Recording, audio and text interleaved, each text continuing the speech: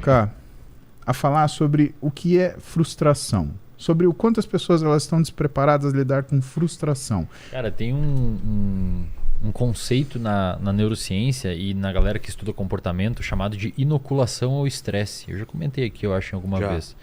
Que é basicamente assim, quando você se submete a situações isso é bem interessante, estressoras, você submete a situações estressoras. O exemplo que eu mais gosto de usar é falar em público. Você cria resistência àquilo.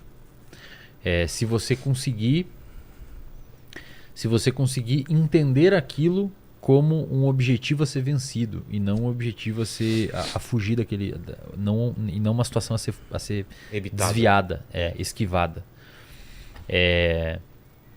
Tem poucos estudos, tá? Vou fazer uma ressalva aqui porque são estudos difíceis de fazer e com qualidade metodológica duvidosa, porque são difíceis de fazer. Mas tem alguns estudos que sugerem que quando você tem pessoas com o mesmo nível, porque uma das formas de você mensurar, então tem duas formas de medir estresse e compromisso e ir para cima de um obstáculo e buscar amadurecimento.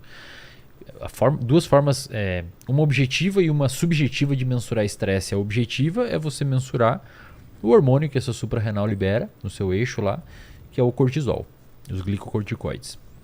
A segunda forma de mensurar estresse é perguntando: e aí, quanto é que você está estressado? Dá uma escala lá, uma escala organizada lá para a pessoa, para ver o nível subjetivo de estresse dela. Tem alguns estudos, de novo, são poucos e qualidade metodológica duvidosa, porque tem poucos indivíduos, a separação foi estranha, mas esses estudos sugerem, né? É o que a gente tem para trabalhar em cima, que quando você tem as mesmas pessoas com o estresse objetivo, mensurado de forma objetiva, que é o nível de cortisol, igual, mas quando você pergunta para aquela pessoa o quão estressada ela está com uma situação, mesmo o cortisol estando do mesmo nível nos dois grupos de pessoas, algumas pessoas respondem que não estão sentindo estresse.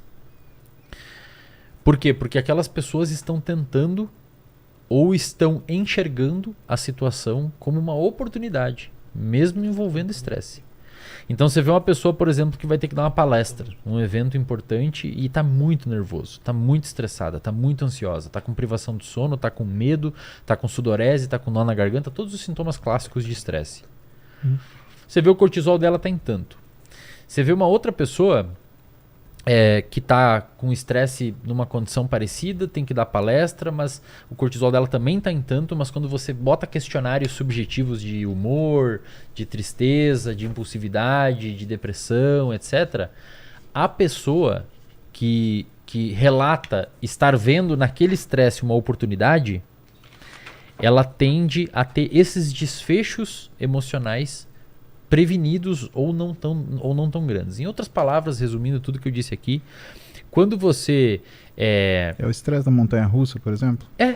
Exato. Você paga pra ter estresse. Isso. Você paga pra ir lá, passar um puta de um trabalho e ficar suado, assustado, nervoso. Trem fantasma. Entendeu? Filme de terror. Agora, se a pessoa entende aquele estresse como legal, os efeitos maléficos, mesmo no nível hormonal, estando na mesma altura, eles não acontecem de forma tão grande, porque a pessoa interpretou aquele estresse.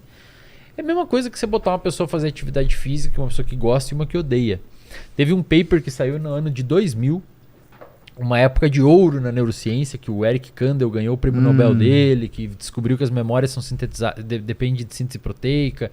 O Ivan Izquierdo, falecido professor que era da URGS, depois foi para PUC, publicou um paper na Science mostrando que memória de curto prazo é diferente de longo prazo e a de curto prazo não se transforma em longo prazo, elas começam juntas, uma só não vai para frente, digamos assim.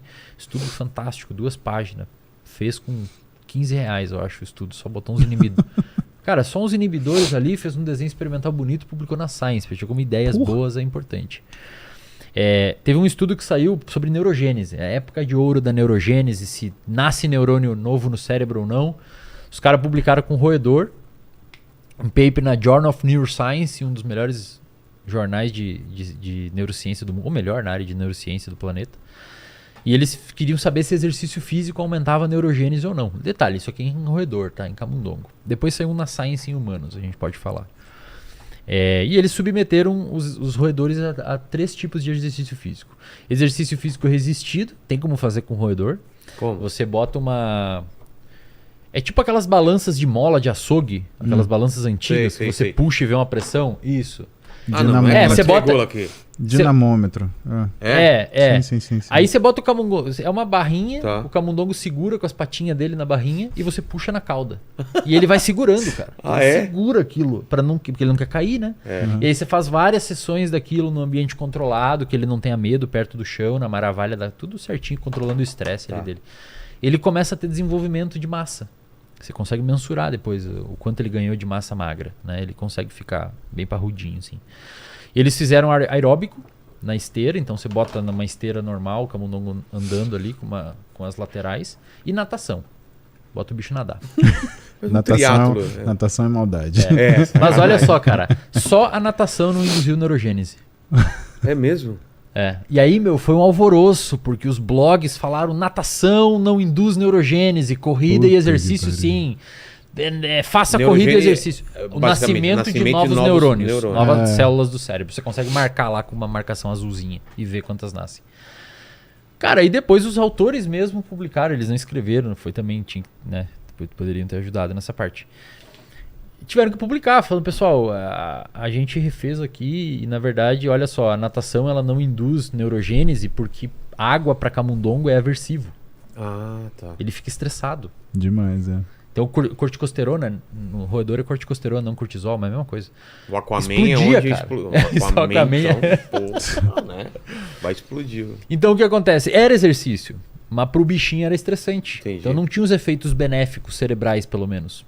Por isso que a pessoa que vai lá no Muse, a pessoa que vai procurar um médico do esporte ou alguma coisa nessa área, a pessoa sempre indica, cara, o que você gosta de fazer? Vamos Exatamente. começar por onde você gosta. Para você ter engajamento, para você ter vida longa nesse esporte, não precisa fazer musculação ou o que você vê as pessoas fazendo. Você gosta de tênis, tem várias modalidades de esportes para fazer. Então o estresse é importante, o que a gente sabe hoje que auxilia, voltando à sua pergunta lá, eu fiz todo esse rodeio para falar dela. O estresse, a maturidade, a gente sabe que uma das coisas que acelera o desenvolvimento do cérebro e o desenvolvimento de áreas envolvidas com tomada de decisão e tudo mais é estresse. Quem mostrou isso foi o Robert Sapolsky, um neurocientista que foi um cara fudido, assim. Na área de estresse e hipocampo, ele é o cara que mais manja. Só que, cara, tem que ser um estresse que você perceba como adaptativo, sabe? Tem que ser um estresse... Ele faz uma curva em U invertido, curva de sino. Se você não tem nada de estresse, é ruim para o seu sistema. Se você ter muito estresse, é ruim para o seu sistema. Você tem que achar um estresse ideal e se submeter a ele. Porque esse estresse ideal, que é bastante, Mas essa linha pessoal, você vai né? subindo cada vez mais, né? Porque o que te estressa aqui, se você é acostumado a ele, daqui a pouco você não estressa mais a com ideia é ele. que você vai evoluindo, É, né? você vai empurrando evoluindo. essa linha pra cima. Exato. Essas são...